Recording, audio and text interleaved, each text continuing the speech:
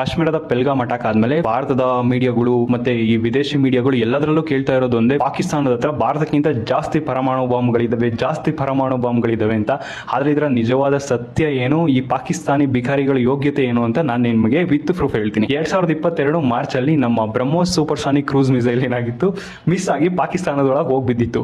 ಎಂತ ಗದೆ ನನ್ನ ಮಕ್ಕಳು ಅಂದ್ರೆ, ಅವ್ರದ್ದೊಂದೇ ಒಂದು ರೆಡಾರ್ ಅದನ್ನ ಹಿಡಿದಿರ್ಲಿಲ್ಲ. ಅವರ air defence system, missile defence system ಅಂತೂ ಕತ್ತೆ ಕಾಯಕ್ಕೂ ಯೋಗ್ಯತೆ ಇಲ್ಲ. ಅವು ನಮ್ಮ ಬ್ರಹ್ಮೋಸ್ ಕ್ರೂಸ್ ಮಿಸೈಲ್ ನ ಡಿಟೆಕ್ಟೇ ಮಾಡಿರ್ಲಿಲ್ಲ. ಪಾಕಿಸ್ತಾನದೊಳಗೆ ಬಿದ್ದಿತ್ತು ನಮ್ಮ ಮಿಸೈಲ್, ಅದ್ರಲ್ಲಿ ಯಾವುದೇ ರೀತಿ ಬಾಂಬ್ ಇರಲಿಲ್ಲ. ಅರ್ಥ ಆಯ್ತು ಇಲ್ಲಿಗೆ ಪಾಕಿಸ್ತಾನದ ಏರ್ ಡಿಫೆನ್ಸ್ ಸಿಸ್ಟಮ್ ಹೆಂಗಿದೆ ಅಂತ. ಮತ್ತೆ ನಮ್ಮ ಹತ್ರ ಇರುವಂತ ಏರ್ ಡಿಫೆನ್ಸ್ ಸಿಸ್ಟಮ್ ಈ ಜಗತ್ತಿನಲ್ಲೇ one of the most advanced Russian made S-400. ಇದು already tested and reliable air defence system ನಮ್ಮ ಹತ್ರ ಇರೋದು. ನ್ಯೂಕ್ಲಿಯರ್ ವೆಪನ್ಸ್ ನ ಕ್ಯಾರಿ ಮಾಡ್ಬೇಕಂದ್ರೆ ನ್ಯೂಕ್ಲಿಯರ್ ಕ್ಯಾರಿಂಗ್ ವೆಹಿಕಲ್ಸ್ ಬೇಕು. ಅಂದ್ರೆ ಅದನ್ನ ನಾವಂತೂ ಕೈಲಂತೂ ತಗೊಂಡು ಎಸೆಯಕ್ಕಾಗಲ್ಲ. ಅದನ್ನ ಒಂದು ಕ್ಯಾರಿ ಮಾಡ್ಬೇಕಂದ್ರೆ ಸಫಿಸ್ಟಿಕೇಟೆಡ್ ಫೈಟರ್ ಜೆಟ್ಸ್ ಬೇಕು, ಇಲ್ಲ ಮಿಸೈಲ್ಸ್ ಅಲ್ಲಿ ಕ್ಯಾರಿ ಮಾಡಬೇಕು. ಇವರಿಗೆ ಚೈನಾದವರು ಒಂದು ಮಿಸೈಲ್ ನ ಕೊಟ್ಟಿದ್ದಾರೆ, ಅದರ ಹೆಸರು SL-15 ಅಂತ. ಇದರ ರೇಂಜ್ ಎಷ್ಟು ಗೊತ್ತಾ? ಪಾಕಿಸ್ತಾನದವ್ರ ಯೋಗ್ಯತೆ ಎಷ್ಟೈತೆ ಅಷ್ಟೇ, 200 ಕಿಲೋಮೀಟರ್. ಆದ್ರೆ ನಮ್ಮ ಹತ್ರ ಇರುವಂತ ಮಿಸೈಲ್ಸ್ ನ ರೇಂಜ್ ಎಷ್ಟು ಗೊತ್ತಾ?